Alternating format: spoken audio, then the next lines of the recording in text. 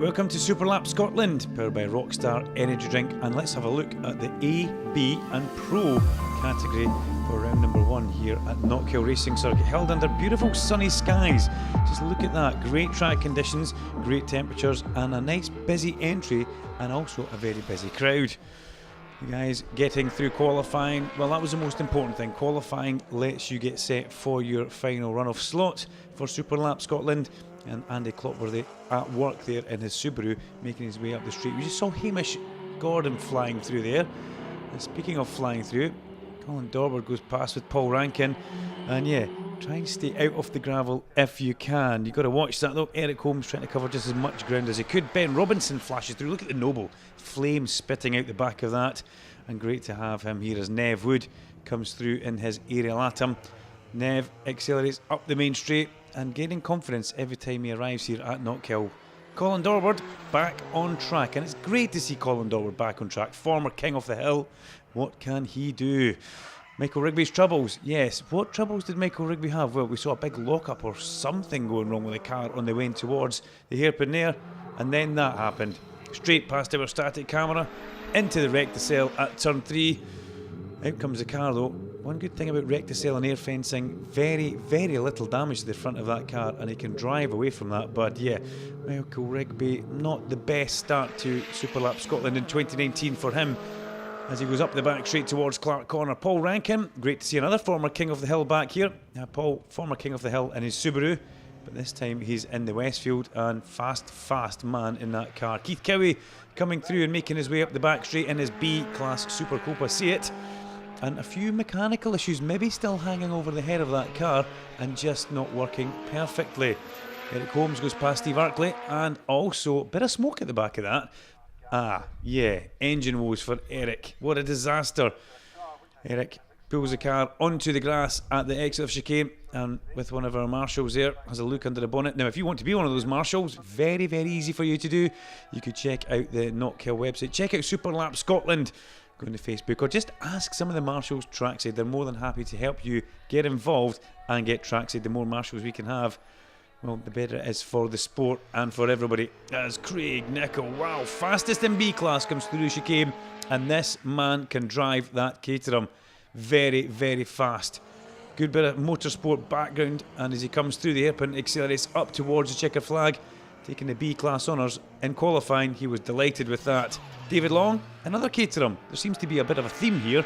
Fastest in A-Class, but David's car, a lot more aero work on it. You can see front and rear wings on that car, and David has put that through quite a rigorous programme, even going down to a wind tunnel down south at Myra. The fastest pro car, that was Matty Lawson.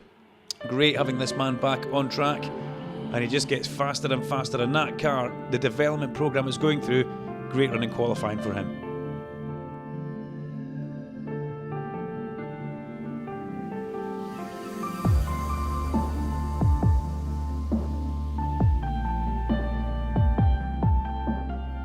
So let's move in towards the B-Class finals now, and that's Ben Robinson making his way up the back straight in his Noble.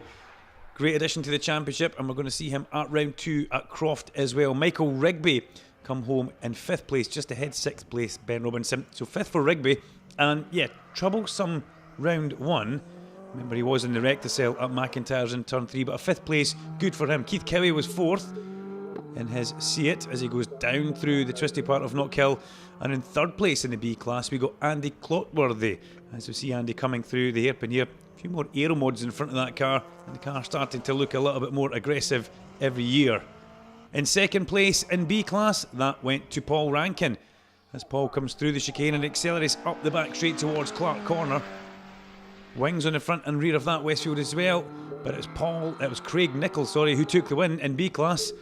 Nicol, faultless lap, very, very fast as he makes his way through the chicane and up the back straight. He takes maximum points from B, and just look at the style, even managing to drive around with one of the indicators on in the car as he heads towards the hairpin. All he had to do was get a nice execution in here. You can see the car jumps down on the front shock absorbers as he hits the brakes, turns the car through the corner, past the big crowd here we've got today, and accelerates up towards the checker flag using all the track and a bit more.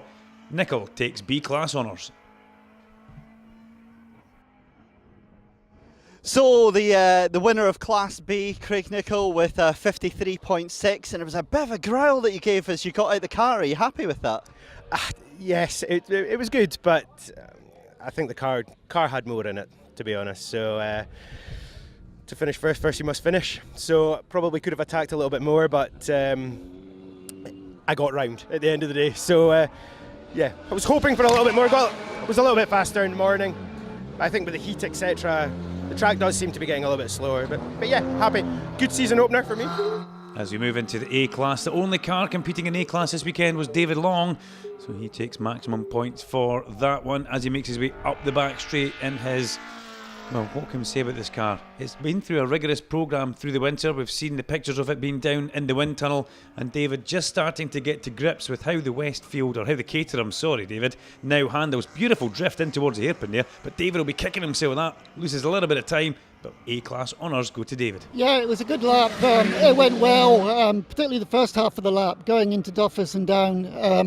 The hairpin was a bit less tidy, but I got away with it. But it could have been a 52 if I got it right. I always love that when a driver's like, I could have got that extra tenth of a second. Now, this car is on par with the pace that they show in the Pro class. So what is it that keeps this in Class A rather than being in the Pro class? It's light, basically. Yeah, part of weight is actually mid-range in the Class A, but the wings give it an edge, a bit more grip. So, yeah, it's just basically a light, nimble car. Works well. As we come towards the Pro Class final, well, 4 cars in Pro Class. A great turnout, and Nev Wood comes home in 4th place in his Ariel Atom as Nev comes through the hairpin and accelerates up towards the flag. Matty Lawson, fastest in qualifying, but only good enough for 3rd place when it come round to the finals. That one-lap shootout just not working for Matty, unfortunately. And Erik Holmes took 2nd place in his number 79 car after some engine woes in qualifying and practice, but good to see Erik back out on track. And the man who took the Pro Class honours was this guy here, car number 51, the return of Colin Dorward. And as Dorward come through the chicane and made his way up the back straight towards Clark Corner, you could see that he was back to his old usual self, using all the track, carrying a lot of corner speed, and all Colin had to do was negotiate the hairpin, and if he could do that, he was looking for a good time. Great 1st and 2nd sector as he comes through the hairpin. He accelerates out with great drive up towards the checker flag, and Dorward wins Pro. It was okay. Wanted more, but damage limitation today. So happy with that though. Happy with the win. Tell us a little bit about the damage limitation, because the first thing you guys have done is taking the bonnet off, and you've got some concerned looks on your faces.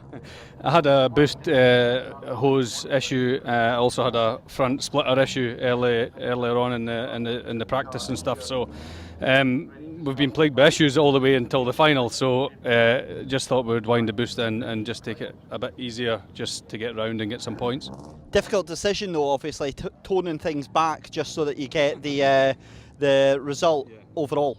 Yeah, I mean, ultimately I want to get the fastest lap time round here, of the day, and then improve on what I've done in the past. So, with the car, a bit more experience, the car sorted, tested properly. I'm hoping for a 50-second lap, almost easy. But that's where I want to be. So.